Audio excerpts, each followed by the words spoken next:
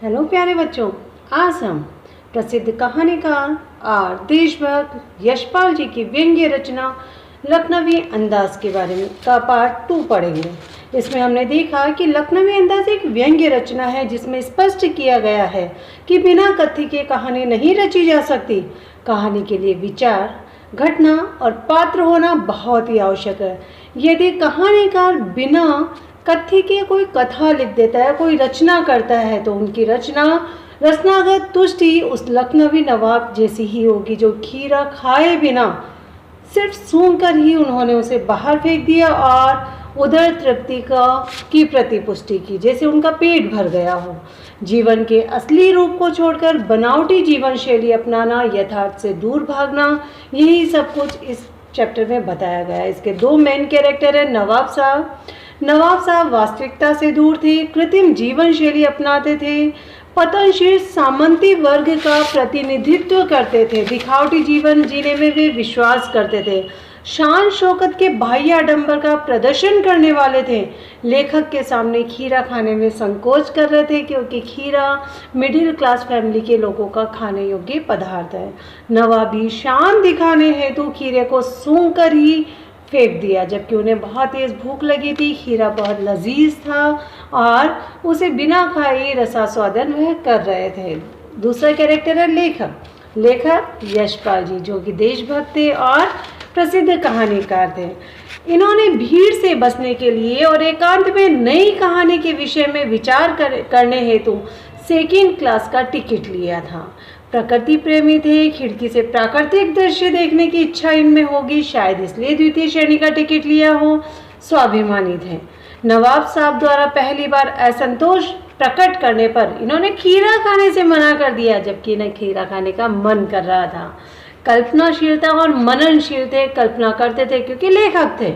नवाब के लखनवी अंदाज को देखकर लेखक के ज्ञान चक्षु खुल गए और नवाब में नई कहानी का लेखक का साक्षात्कार हुआ। वह एक नए विषय पर सोचने पर मजबूर हो गए। Okay, so today we will start from हम कनखियों से देखकर सोच रहे थे मियाँ रईस बनते, लेकिन लोगों की नज़रों से बच सकने के ख्याल में अपनी असलियत पर उतर आए हैं। नवाब साहब ने फिर एक बार हमारी ओर देख लिया। वल्ला शौक कीजिए, लखनऊ का बालम खीरा है।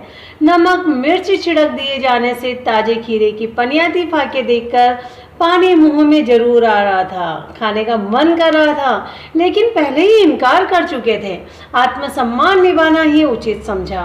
उत्तर दिया, शुक्रिया, इस वक्त तलब महसूस नहीं हो रही है, मेरा भी जरा कमजोर है। किबला शौक फरमाए, आप ही खाइए। नवाब साहब ने सतृष्ण आंखों से नमक मिर्च के सहयोग से चमकती खीरे की फाकों की ओर देखा। खिड़की के बाहर देखकर दीर्घ निश्वास लिया, लंबी सांस ली।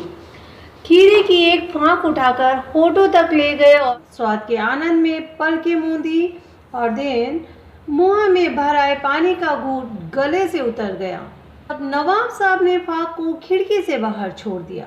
नवाब साहब खीरे की फाकों को नाक के पास ले जाकर वासना से रसास्वादन कर खिड़की के बाहर फेंकते गए। नवाब साहब ने खीरे की सब फाकों को खिड़की के बाहर फेंककर तौलिए से हाथ और होंठ पोंछ लिए और गर्व से गुलाबी आंखों से, जीत भरी आंखों से हमारी ओर देख लिया, मानो कह रहे हो यह है खानदानी रईसों का तरीका। नवाब साहब खीरे की तैयारी और इस्तेमाल में थक कर लेट गए थे। हमें तस्लीम में सिर खम कर लेना पड़ा। यह है खानदानी तहजीब, नफासत और नज़ाकत। हम गौर कर रहे थे खीरा इस्तेमाल करने के इस तरीके को खीरे की सुगंध और स्वाद की कल्पना से संतुष्ट होने का सूक्ष्म, नफीस और एब्स्ट्रैक्ट तरीका जरूर कहा जा सकता है, परंतु क्या ऐसे तरीके से उधर की तृप्ति भी हो सकती है? क्या हमारी भूख शांत हो सकती है? नवाब साहब की ओर से भरे पेट के ऊंचे डकार का शब्द सुनाई दिया और नवाब साहब ने हमारी ओर देखकर कह दिया, खीरा लजीज होता है लेकिन होता है शकील, नामुराद मेदे पर बोझ डाल देता है। ज्ञान चक्षु खुल गए, पहचाना ये है नई कहानी के लेखक।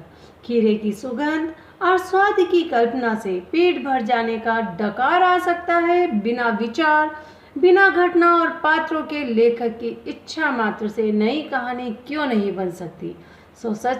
सचमुच यह विषय सोचनीय है, विचार करने योग्य है। This is the time for discussion of questions. Question number 1, लेखक को नवाब साहब के किन हाव भावों से महसूस हुआ कि वे उनसे बातचीत करने के लिए तनिक भी उत्सुक नहीं थे। जब लेखक ने ट्रेन की द्वितीय श्रेणी के डिब्बे में प्रवेश किया तब उन्होंने देखा कि सामने जो सफ़ेद पोश नवाब बैठे हैं, उनके एकांत चिंतन में विघ्न की भावना उनके चेहरे से स्पष्ट हो रही है। आफ्टर दैट उन्होंने ट्रेन की खिड़की से बाहर प्राकृतिक दृश्य का नज़ारा लिया और लेखक को इग्नोर करने की कोशिश की और उनसे बातचीत करने में बिल्कुल भी रुचि नहीं दिखाई। इन सबको देखकर उनके नवाब साहब के हाव भाव को देखकर लग रहा था कि वे लेखक के आने से बिल्कुल भी खुश नहीं थे। क्वेश्चन नंबर 2, नवाब साहब ने बहुत ही यत्न से खीरा काटा, नमक मिर्च बुरका, अंततः सूंघ कर ही खिड़की से बाहर फेंक दिया। उन्होंने ऐसा क्यों किया होगा? उनका ऐसा करना उनके कैसे स्वभाव को इंगित करता है।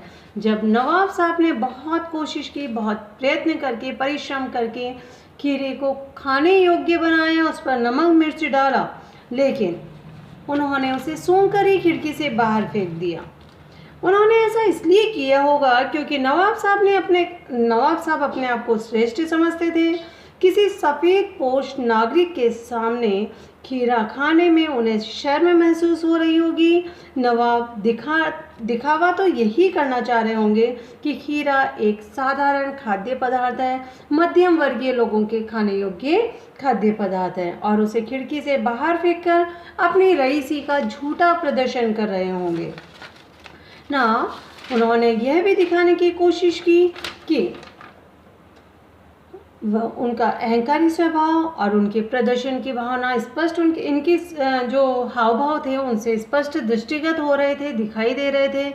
नवाब साहब दिखाना चाह रहे थे कि किस प्रकार रईस लोग कितनी भी लजीज चीज़ हो, लेकिन उसको सूंघकर ही अपनी उदर तृप्ति कर सकते हैं। इन सब बातों से पता चल रहा था कि नवाब साहब अहंकारी स्वभाव वाले रहे होंगे, अक्खड़ रहे होंगे और बनावटी जीवन शैली के पक्षधर थे, क्योंकि उनकी नवाबी छीन चुकी थी, लेकिन नवाबों जैसी शानो शौकत, नज़ाकत आज भी उनमें मौजूद थी। क्वेश्चन नंबर 3, बिना विचार, घटना और पात्रों के भी क्या कहानी लिखी जा सकती है? यशपाल के इस विचार से आप कहाँ तक सहमत हैं? यस, नवाब साहब बिना विचार, बिना घटना और पात्रों के कहानी नहीं लिखी जा सकती।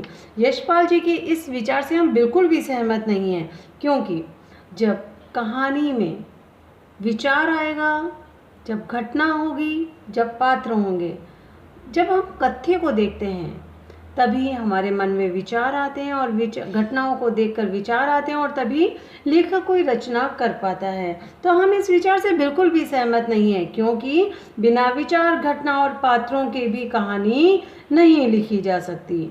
हालांकि यशपाल जी ने लखनवी अंदाज जो व्यंग्य रचना है, यह साबित करने के लिए लिखा है कि बिना कथ्य के भी कहानी लिखी जा सकती है, परंतु मेरे मतानुसार बिना विचार, बिना घटना और बिना पात्र के कहानी नहीं लिखी जा सकती, क्योंकि यही तो कहानी के मुख्य तत्व है। विचार के उत्पन्न होते ही कहानी लिखने की प्रेरणा मिलती है, जो कथा वस्तु को आगे बढ़ाने में मदद करती है, और पात्रों के माध्यम से कहानी में प्राण आते हैं। इस स्वतंत्र रचना के माध्यम से लेखक ने नई कहानी पर व्यंग्य भी किया है। आप इस निबंध को क्या नाम देना चाहेंगे? अकॉर्डिंग दिस जो विषय वस्तु है, इसके अकॉर्डिंग ऐसा लगता है दिखावटी जीवन शैली, बनावटी जीवन शैली, ऐसा कुछ हम इसका टाइटल दे सकते हैं। I think this chapter is complete. Thank you.